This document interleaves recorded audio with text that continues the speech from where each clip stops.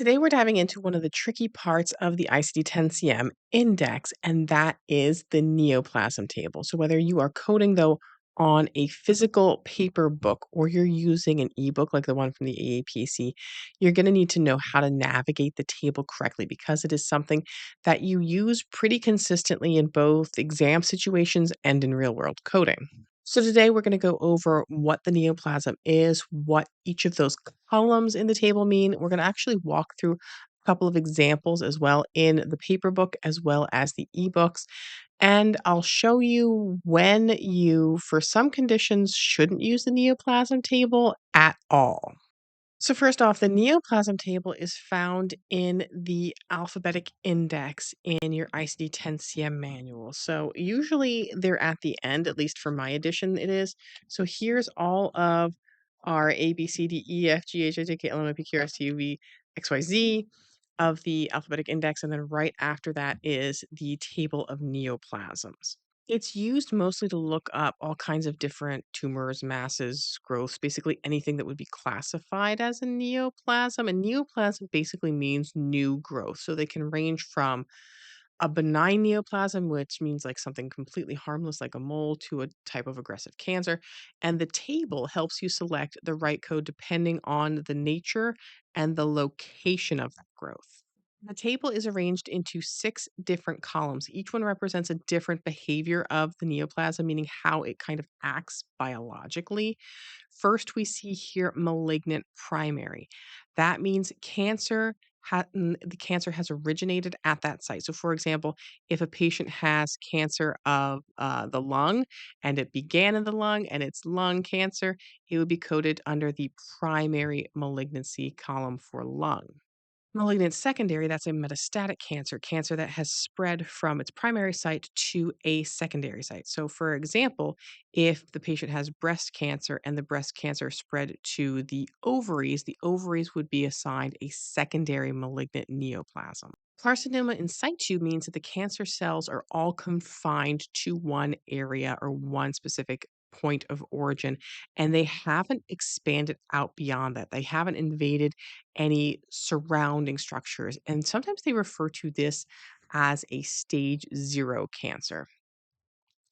Benign is a neoplasm that is non cancerous. It doesn't invade nearby tissue. It usually doesn't metastasize, but it can still cause problems, especially depending on where it's located. Where a lot of coders get confused is this uncertain behavior versus unspecified behavior. So, uncertain behavior means the pathologist isn't sure whether the growth is benign or malignant or what the pathology is. The behavior of it is uncertain. So, we send it to pathology and they're like, we're not really sure. And that's different than unspecified. Unspecified means we weren't given the information. The provider did not document if it's malignant or benign or in situ. So you would only use this column if the provider documentation is vague and you can't clarify it and you can't get any kind of addendum or submit a query to get a more specified code, or we didn't submit it to pathology to get a more specified code. It just was not documented. That's different than we don't know. So let's walk through some examples first using our paper ICD-10-CM book. So let's say your provider documents something like malignant neoplasm of the upper lobe of the right lung. First thing we're going to do is we're going to go to our table of neoplasms, right, in our alphabetic index. We are going to look first under that main term. And here, when we're talking about main terms under the neoplasm table, we're talking about the location, the anatomy. And be careful with things like if it's in a certain type of connective tissue or skin, because for skin lesions, instead of it might be a skin lesion of the arm, and you don't want to start under arm, you want to start under skin of the arm. In this case, we're just looking at the lung. So, lung, upper lobe, um, we would go to lung. So, upper of the right. So, L for lung. So here under lung, we have different sections or further definitions there. For lobes, we have, for example, the lower lobe and the upper lobe. This one was upper lobe and it was the right. Yeah, upper right, upper lobe of the right lung. So we have upper lobe, and it's primary malignant neoplasm. So here, upper lobe, primary malignant neoplasm, C34.1. And you can see that dash there. That dash means we need an additional character. So we're going to have to go and find out what that additional character is, probably laterality, right? In when we look it up in the tabular list. So here are C34.1. And then we need an additional character for either unspecified right or left. This was upper lobe right. So our code for that would be C34.11. Now let's switch it up. Let's say the patient has breast cancer and it's metastasized to the lung. So we're coding for the metastatic lung cancer, the secondary location. If we go to our table of neoplasms and we again look at lung, remember our second column here is the lung of the secondary location, the malignant secondary. So let's say it's just an unspecified. We don't have if it's right or left or whatever. We would just go to lung, and then we would go to C78.00. When we look up here, it says that dash.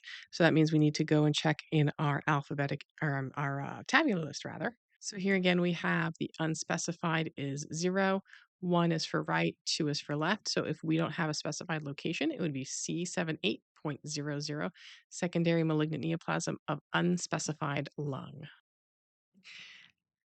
Now, next one, let's say we have a benign neoplasm of the stomach. This is where we sometimes get lost, if you, especially when I'm showing you the section and I don't have the columns here. So our first column, remember, here's our stomach. First column is benign. I'm sorry, first column is malignant, then malignant secondary, in situ, and then we see our benign. So it directs us to code D13.1. So let's look up D13.1. And here at D13.1 is benign neoplasm of the stomach. And it doesn't have any markings here that we need additional characters because we just need the fourth character, which we have here, D13.1. There's no laterality considerations here because you only have one stomach. You don't have a right stomach and a left stomach, so it's just the stomach. Now let's take a look at a case where we send it out to pathology and we have one of those uncertain diagnoses where we're not sure exactly what it is. We send it to pathology. They're like, kind of uncertain behavior. We don't know if it's malignant. We're not sure if it's benign. And sometimes when we're working in our neoplasm table, it's nice to have a ruler so that you can kind of keep track of where you're going as far as your body area and the specific type of neoplasm it is. So we're going to go to our neoplasm table. We're going to go alphabetically to the O's and look for ovary. And then we're going to find here under our uncertain behavior is our code D39.1. Sometimes it's good to have a magnifying glass as well because some of this font can get very, very tiny. Now we need an additional character here. Neoplasm ovary D39.1. Now with ovaries, we do have a right and a left. So that's going to be our additional character that we need here.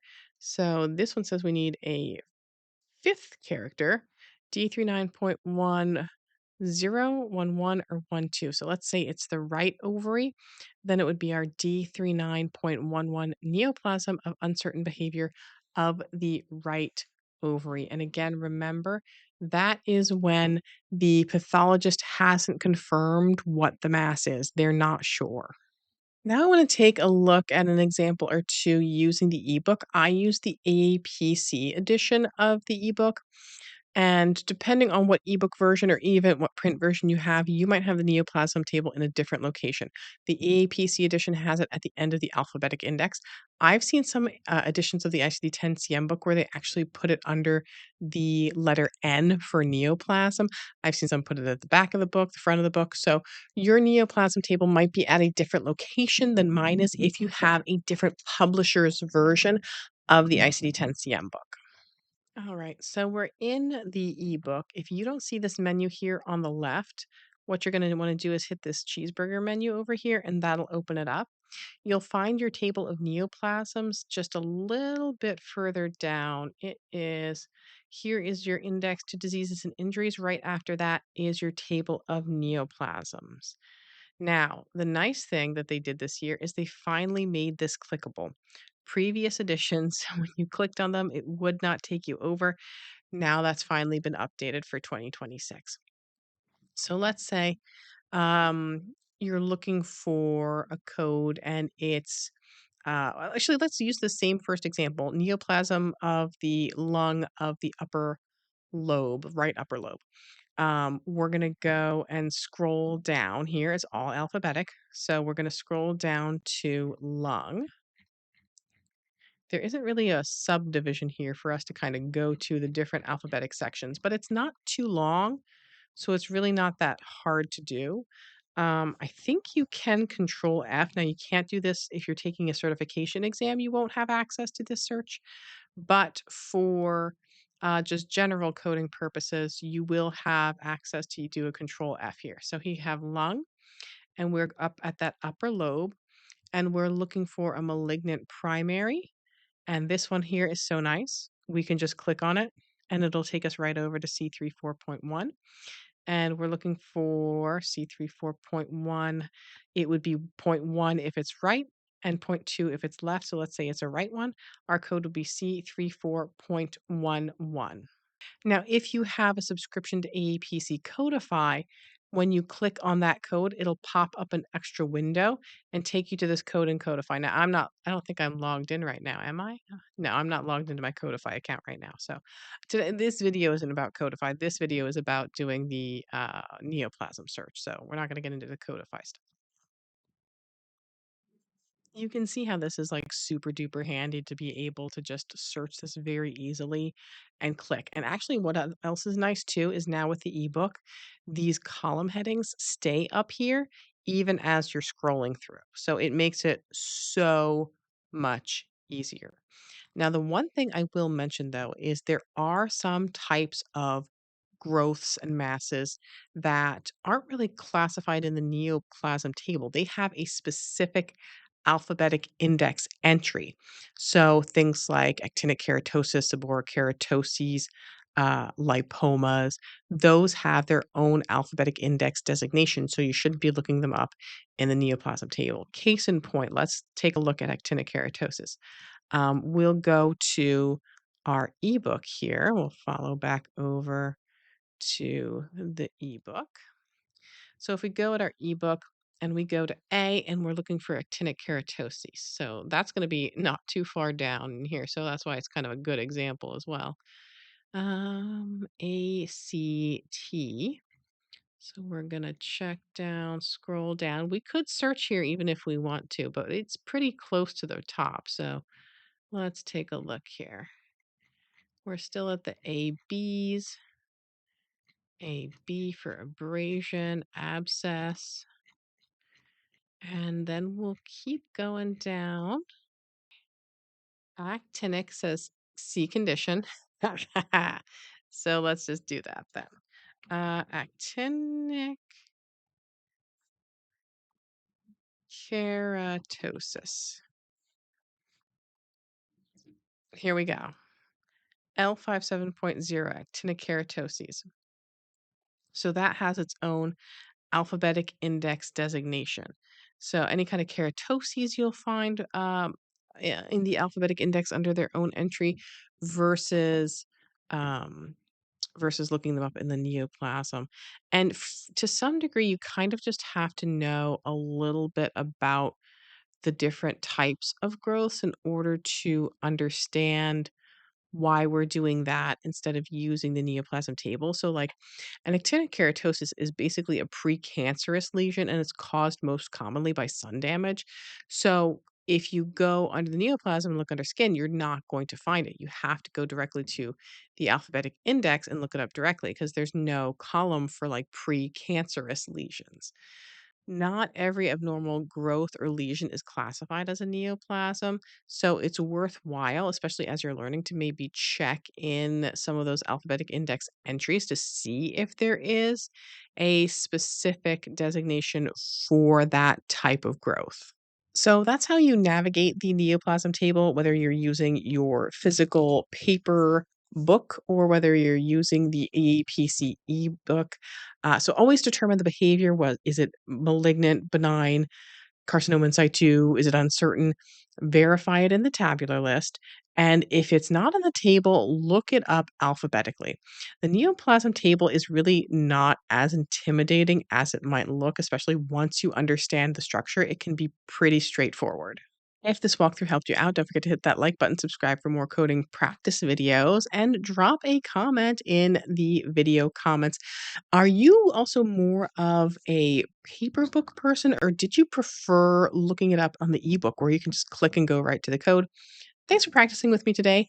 And as always, keep on coding on.